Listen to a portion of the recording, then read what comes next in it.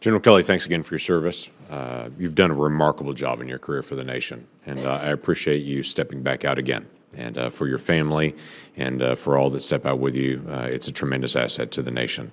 You know full well when you were asked by the President-elect to do this, that every time there's a problem at an airport, every time there's a shooting, if there's two people across the border, whether north or south, somebody's going to call your phone and say what's not working.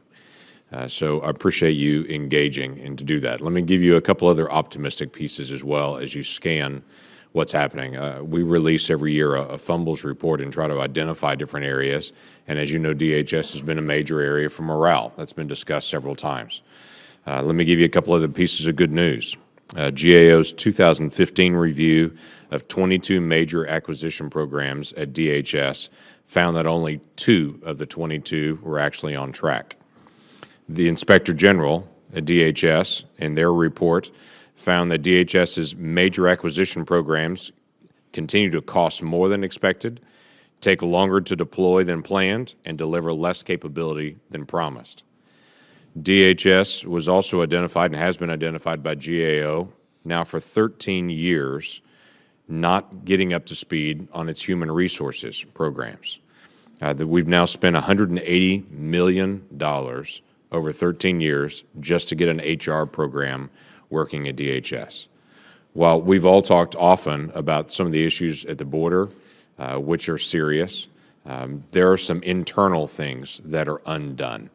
And so while you're focusing on some of these other areas, I would encourage you to assign a deputy to finish the unfinished product of how we handle acquisitions, the cost overruns, and how we handle HR within DHS. If confirmed, I have my work cut out for me, obviously. Yes, sir. There are some great people in the organization. I hope to retain some of them or to hire others that have been involved in Homeland Security. And I think this is also part of Jay Johnson's, the unity of effort. He has looked into other parts of our bureaucracy and said, how do they do it? Now, no one's perfect, but how do they do it? We have to build probably an acquisition force in DHS. We don't have the same kind of acquisition capability as, say, DOD does. Not perfect, to say the least, but yes, sir, you have my commitment. Yeah, thank you. Let's talk about a couple of things that have been touched on a little bit before. There is an ongoing conversation, obviously, about cyber and cyber attacks into the United States. So 2 specific areas that I want to bring up with you. One is jurisdictional.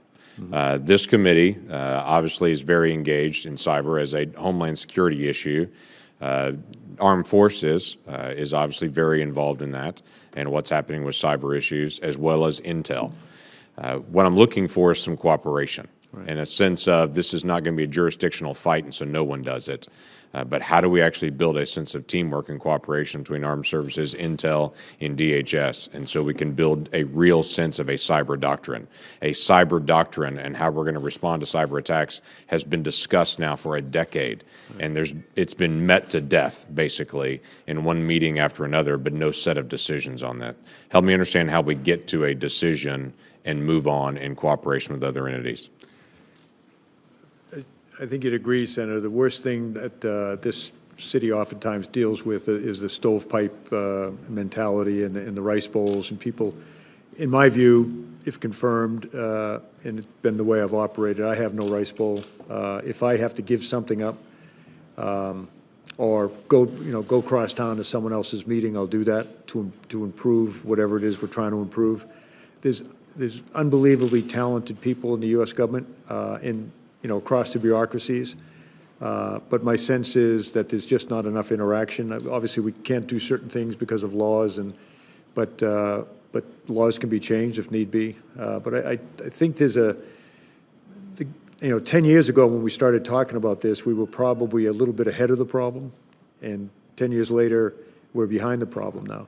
I think probably is now the time to act. I mean, I think we very, very easily could suffer a seriously catastrophic cyber event because we didn't do our jobs as the U.S. government. And I think it's probably right now there's an awareness that it's time to sit down and work these things out. And again, I think the commercial world, the civilian world, is as much a player in this as the federal government is. And I would tell you, this committee is eager to have a partner in that, to be able to discuss what needs to be done legislatively. There are at times we'll have administrative witnesses here that will say, I can't really give a recommendation to you, when we know the administration officials deal with it all the time. They know the barriers and the issues they face. We need some good cooperation from people to be able to sit down with us and to say, here's what we're bumping up against. Two of the quick areas on this, one of them is working with cities that don't want to cooperate on the issue of immigration, the sanctuary cities that have determined we do not want the federal government dealing with individuals that are clearly in the United States illegally and have a criminal record. What are your thoughts on those? Well, I think as a public servant, if confirmed, I don't think I have the authority to pick and choose what laws need to be followed. I think it's in a lot of ways dangerous to think that you can pick and choose which laws.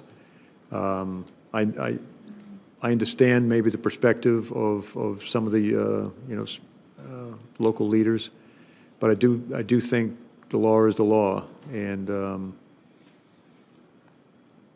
I think the law has to be followed. Yes, sir.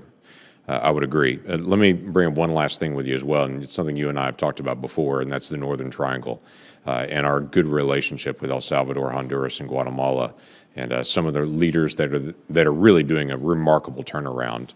We spoke about Guatemala and the new president, Jimmy Morales, and Thelma Aldana, the attorney general there, and the remarkable work that they're doing. What practically can we do as a nation to help them as we deal with cocaine use, for instance? Around 90% of the cocaine that comes to the United States touches soil first in Guatemala. Right. So what can we do to be able to partner with them to deal with interdiction efforts? Stop the demand. That's a big one. If we stop the demand, this would, and you're never going to get to zero. We've talked about this, obviously. You never get to zero.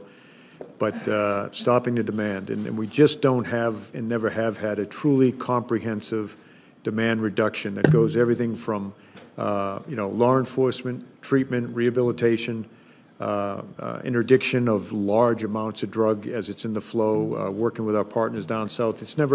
We've never had a real serious public campaign here in the United States. I testified in this room in April, had some real experts up here about behavior, right, modifications, tobacco, Mothers Against Drunk Driving type campaigns.